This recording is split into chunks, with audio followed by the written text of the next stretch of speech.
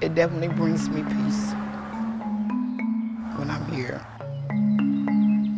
I've been here at 4 or 5 o'clock in the morning, in the dark, and I just talked to her. A memorial stands just blocks from the apartment where 14-year-old Treysuhr Carter lived with her family, a nearby reminder of the mystery that remains. Months after police closed her case, labeling it an accident, her loved ones still wonder what really happened on this Northeast Austin road at dusk that day last December, and is a killer still out there? Black, white. Black female. Looks like her name's gonna be Treysuhr Carter, Trey. She's not breathing right now. This is a classic whodunit. 911, do you need an ambulance? Ambulance, yes. So it was really dark. We were just headed out to get a bite to eat, and I saw something in the road. Oh my gosh, you know, that's a person. Hi, we just found a body on the side of the road. I think she was either hit by a car or something. I figured she was a teenager, and she was laying on her, about right here, I'd say, like on her back, face up. Okay, and are they awake? Her eyes are open, but she's not responsive. I, of course, called 911 immediately, and I performed CPR, waiting for the paramedics to arrive. I'm going to tell you how to do chest compressions. Okay, all right. Count with me. 1, 2, 3, 4. 1, 2, 3, 4. What did you think had happened? It was a little kid that got hit by something, struck, tossed up in the air. Something hit her. 1, 2, 3, 4. At first glance, you see a body, you see a scooter, you see shoes scattered. The paramedics are here. Thank you. Okay. She's been hit. I don't see any way else to explain it. So what happened? She felt warm, so I'm guessing that whatever happened may have just happened. We have a vehicular homicide detective coming. Okay. Just because he's working backfill, and they're the ones that are responsible for investigating crashes with serious bodily injury or death. Why was the case of Treysuhr Carter late last year assigned to this unit? So one of our investigators with vehicular homicide, he heard about it and he figured he would go over and assist. And as it looked like the victim was not going to survive her injuries, we went ahead and transferred it over to the vehicular homicide unit at that time. We have heard that this case was initially considered a hit and run. Why? Initially, when our officers responded, Weird, dude.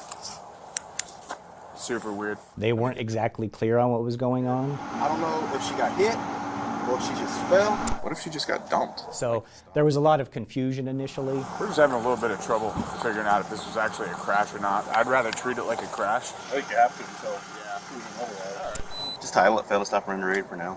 Okay. I'll assign to it. And then 43. We're going to treat it like a crash. Or EMS and fire put out that it was a hit and run, even though we had no information to indicate that at the time. It really should have been the police department assessing the scene to determine if an actual crime had been committed before putting out that it had been a hit and run. We asked and were told no records exist showing who actually made the initial call to label this a hit and run. It's not even clear in the body camera footage from that night. What we did see in that video, though, potential key evidence at the scene we later learned police left behind. When we went out the next day, remember, we were picking up these things that was found around where Treysuhr got hit. This is what she was. I think that's probably hers too, because that looks very new. That looks like a do-rag. I found her do-rag down the street from where her body was found. We wasn't quite sure if somebody threw that out. As you can see, it's beer cans and liquor kind of stuff here. If it's a fingerprint on here, then we could give that to them and then they can analyze it.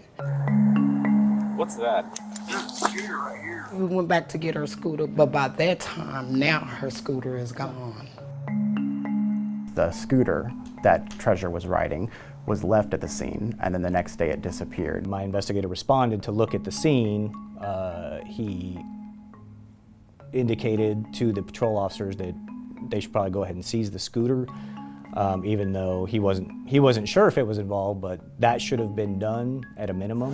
Yeah, I saw it. It's like a little push scooter or something. But for whatever reason, it was not seized at that time as evidence. Dude, I think she got hit by a car intentionally. What? Scooter was here.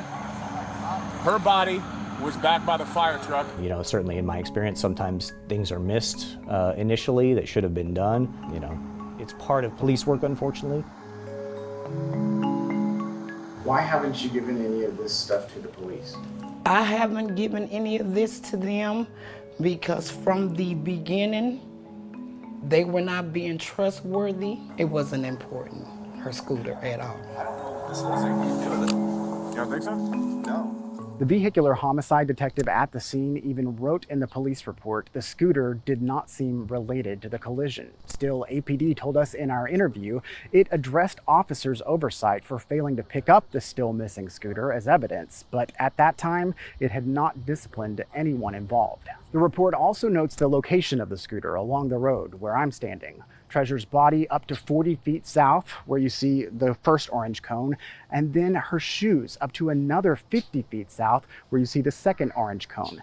That means evidence was possibly scattered up to 90 feet across the scene. Her family and medical experts we found say that leaves further doubt this was just an accidental fall, especially when you see the list of injuries she suffered detailed in hospital and autopsy records we obtained. We feel as a family, the police dropped the ball on her. For them to leave Treysuhr's push scooter there, you know, that's evidence. She was a 14-year-old child that was all about life, living life, making everybody laugh, making everybody smile. I'm Treysuhr's older sister. We were a 6-year age gap, very, very close. I mean, always putting a smile on everyone's face, very bubbly, very energetic. Football as well. Yes, oh my God. She was actually on the football team at her school. Look at Treysuhr. Look at Treysuhr. Basketball was definitely her passion. Basketball Offensive Player of the Year. Basketball here. All the students at the school signed her basketball. I was her basketball coach for 2 years. I remember the last game that she had played, the varsity coaches from Wise had came over. And when she was done playing her basketball game, she goes over and says, "Hello, I'm Treysuhr Carter. You know, I'm ready to play basketball for you guys." You know, just already manifesting that she's gonna be on that varsity level because that's where she was headed. Yeah, come on, Treysuhr. On December 30th, we were here at home. My mom, she received a phone call saying, you know, "We think we have your baby here in the hospital." I just hear my mom, you know, scream, "My baby got hit," and rush to the hospital. We get there, you know, they're telling us that my sister's brain dead. One of my students' moms had called me and she was telling me that Treysuhr had been hit.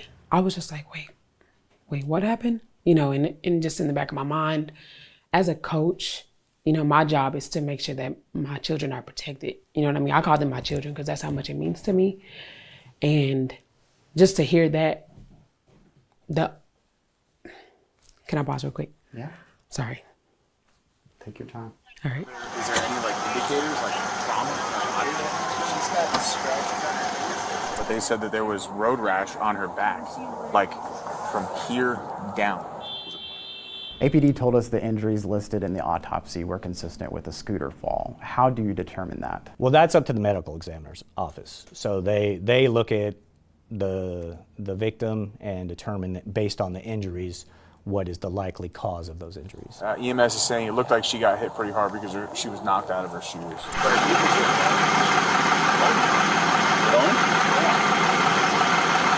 that usually indicative of? She had way too many injuries to just fall off of a scooter.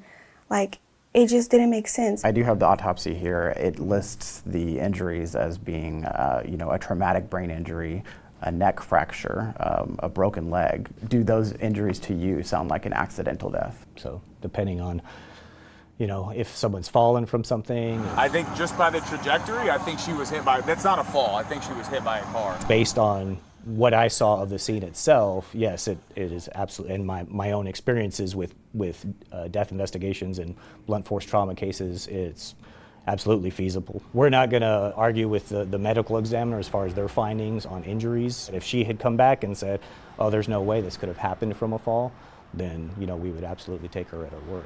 We learned the detective in this case has since resigned. We're told for unrelated reasons. But before that, in his report after Treysuhr died, he told the ME's office he saw a lack of evidence at the scene and that he believes she accidentally fell off her scooter. He then notes the ME agreed with that assessment and the autopsy was finalized the very next day. The ME's office tells us that was based on the information available at the time. It didn't include much of what was completed and we obtained in the months to follow: the police report, body camera video, and the opinion of several independent forensic pathologists who reviewed the evidence and came to a very different conclusion. All right, we're recording now. Okay. Do you believe this was an accidental death? So I can easily conclude that it is impossible, physically, biologically, mechanically impossible. What stood out to you in the autopsy report? She had injury of the head, the neck, abdomen, and one of her leg. So there's impossible.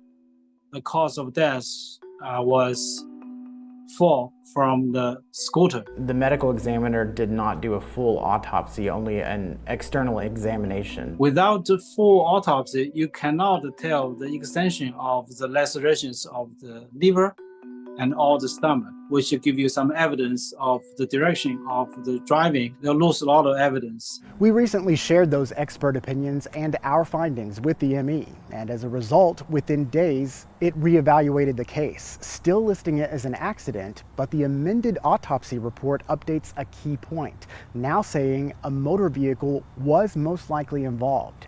And with more information, the manner of death, accident, may also be amended. Police have told us they're now reviewing the ME's new report and will determine potential next steps with the case soon. What would it take for APD to take another look at this case? Any new viable, credible information that a vehicle was actually involved in the incident. We've knocked on doors around here. We've gotten emails, which were very detailed, where a lady that lives over here said she know who did it. Nothing. Not one response? Not one response, no nothing. The family says it has gone door to door in the neighborhood and asked neighbors about what happened. Some of them have suggested that they know who the driver is, and the family says that it shared those leads with police. Have police followed up on those leads? If we receive any viable lead, police will follow up on any viable lead. So again, did police follow up with those leads? I'm unaware of any leads that were provided that were viable regarding a possible driver in this case. This is one of the first flyers I put up while Treysuhr was still in the hospital. I was just trying to get help from anybody, anywhere. So we started with this flyer. Mom would never give up on you. I don't care what it takes. I'll be here. And I'm gonna see this to the end. The memorial isn't the only reminder of Treysuhr on this road. Following complaints to the city about speeding, some referencing her death, an electronic speed sign went up here. We do know that night police went door to door asking neighbors about security cameras that might have caught something like that, with no luck. We did the same. Unfortunately, no cameras we found were pointed in this area then either. We'll follow any developments in this case, including any updates from police based on the medical examiner's new review prompted by our questions, something Treysuhr's mother calls a blessing. If you have any new information for police, we put their contact details in this story in the investigative section of KXAN.com. In Northeast Austin, Josh Hinkle, KXAN Investigates.